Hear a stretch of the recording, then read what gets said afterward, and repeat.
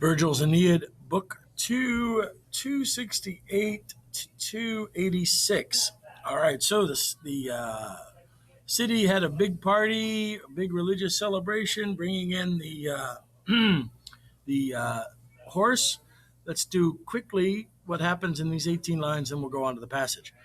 Meanwhile, the heaven revolves, and night rushes from the ocean, wrapping in its mighty shade both the earth and the sky and the tricks of the Myrmidons, which would be the Greeks. Outstretched through the city, they Trojans are hushed. They're sleeping.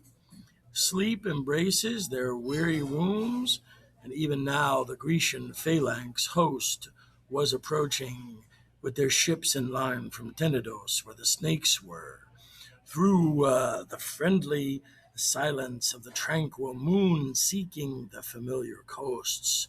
When the royal ship had raised its beacon light, and having been shielded from the unkindly fates of the gods, Sinon, that was the Greek who snuck in, secretly lets loose the Greeks, having been shut up in the womb, so they gives birth and undoes the pine prisons. The horse, having been thrown open, restored those guys to the air, and gladsome like they issue themselves forth from the timber. And then they talk about leading the way and dreadful Achilles, and it's like a whole rogues gallery of all the naughty Greeks, all the dangerous Greeks. Menelaus comes out, and he himself, and then that's pretty cool. They invade the city, they attack the city, buried in sleep and in wine. Guards are cut down, doors are opened up. They receive all the rest of their companions, and they unite their Confederate bands. Oh, everything's go. It's like a big comic book. Here we go.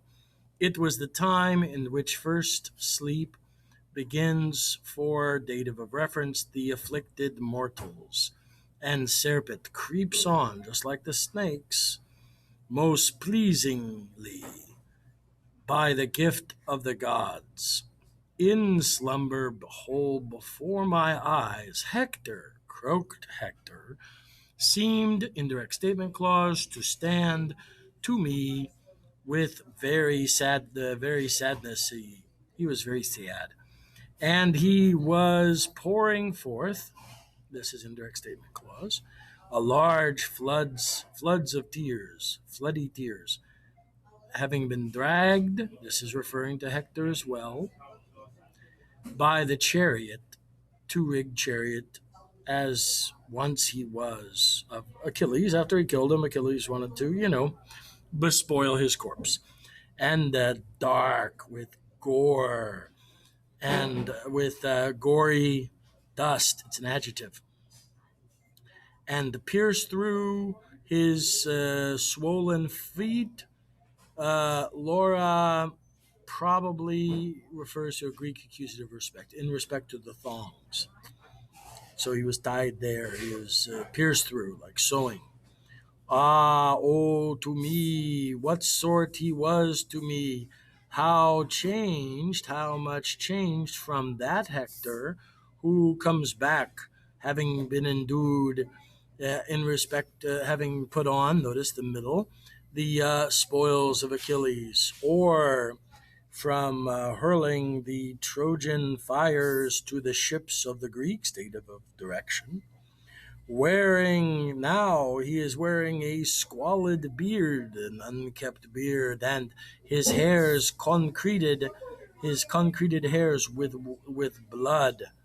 And those wounds which he received, so many of them, around the walls of his fatherland.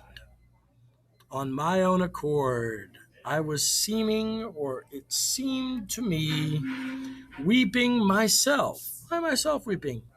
To address, this is why it seemed I was seeming to address the hero. Now, this is why it's indirect statement clause. I was seeming, this is a dream, and to give vent to the sorrowful voices. Oh, Hector, oh, light of the Troy, oh, most faithful hope of the Teucri, or of the Trojans.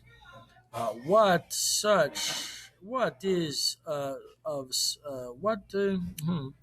What has kept you back? Now, probably this is going to be the subject phrase. What so great a delays have kept you back? Notice it's tenuere, not tenere. It's the perfect indicative syncopated. From what shores, O Hector, long looked for, Hector, do you come?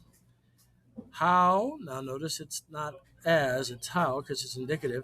How we look on thee, tired out after so many deaths of your buddies, after various labors of the men and of the city. What shameful cause has marred your serene faces, poetic plural, or why do I see these wounds? Oh, so cool. So it's the ghost story. We've now come into the ghost story part of it. Oh, Hector coming back now, and what's going to happen?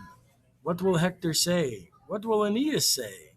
What will happen in all of this slaughter that's going on outside? All of these questions and more will be answered next time we turn in, true believers. And until that time, Excelsior!